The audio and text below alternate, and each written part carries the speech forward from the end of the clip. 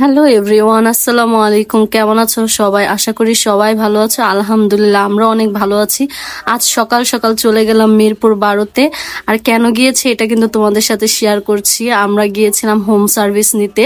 তো আপু যে অ্যাড্রেসটা দিয়েছিল সেই অ্যাড্রেসটা খুঁজে পাচ্ছিলাম, হঠাৎ করে যাই হোক আপুকে পেয়ে গেলাম। আপু আমাদের জন্য উপরে বেলকনিতে দাঁড়িয়েছিল।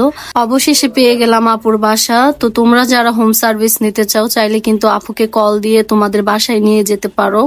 অনেকেই আছো কাজের ব্যস্ততার জন্য পার্লারে যেতে পারো না, বিশেষ করে ওই আপুদের জন্য, কারণ সবারই বাচ্চা কাচ্চা আছে, সংসার আছে, সংসারের ব্যস্ততার জন্য নিজের যত্ন নিতে খুবই কষ্ট হয়ে যায়।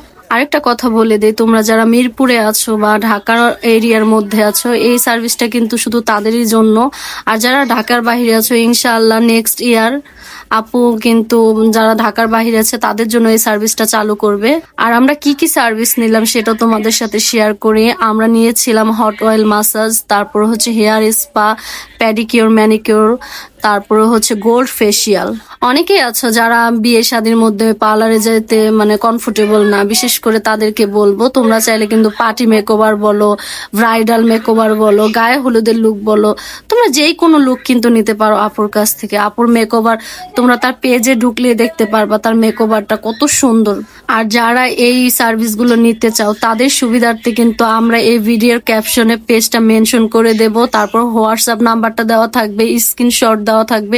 তোমরা চাইলে কিন্তু যোগাযোগ করতে পারো আপুর কাছে। আর আপু এমন একটা মানুষ, তার ব্যবহার আচার আচরণ আমার কাছে বিশেষ করে খুবই ভালো লাগছে। সবার কাছে, শুধু আমার কাছে একা কেন, আমার সতীন বলো, আমার হাজবেন্ড বলো, সবাই বলতেছিল খুবই আচরণ ভালো। কারণ একটা পার্লারে তুমি যখন কাজ করাবা, সে যদি গম্ভীর থাকে, তুমি তার কাছে কাজ করাবা, তোমারও গম্ভীর হয়ে থাকতে হবে। আর যখন ওই মানুষটা মিশুক হবে, তোমার সাথে সবসময় কথা বলবে, তোমার সাথে দুষ্টুমি করবে, তোমার কিন্তু সময়টা খুব তাড়াতাড়ি চলে যাবে, তুমি বুঝতেই পারবা না যে তুমি কতক্ষণ রইছো ওইখানে, ওই জায়গায়। যেমন আমরা সারাটা দিন কাটাইছি, আমাদের কাছে মনে হয় নাই যে সারা দিন আমরা ছিলাম ওই বাসাতে। আমাদের কাছে মনে হয়েছে যে এই তো মাত্র আসলাম, এত তাড়াতাড়ি সময়টা চলে গেল। কারণ অনেক আনন্দ করছি আপুর সাথে। আর আপু খুবই মিশুক একজন মানুষ। আর এখন কিন্তু আমার ফেসিয়াল চলতেছে। এর আগে কিন্তু তোমরা দেখছো তোমাদের বড় আপুর ফেসিয়াল করাইছিল, তো এখন আমারটা চলতেছে। আপুর ফেসিয়ালের হাত মাশাআল্লাহ, কি আর বলবো। আর হচ্ছে আপুর এটা কিন্তু কোনো পার্লার না, এটা হচ্ছে আপুর বাসা। আপু কিন্তু তোমাদের বাসায় গিয়ে হোম সার্ভিস দিবে যারা তোমরা হোম সার্ভিস নিতে চাও। আর আমরা কেন এইখানে গেছি এটাও তোমাদের সাথে শেয়ার করি। যেহেতু আপুর একটু সমস্যা ছিল, আপুর সমস্যার জন্য আমাদেরকে বলতেছিল যে আপু তোমরা একটু কষ্ট করে আমাদের বাসায় আসো। তো আমরা বললাম আচ্ছা সমস্যা নাই, যেহেতু আমরাও বাসায় থাকি, আমাদের তো আর অত ব্যস্ততা নেই।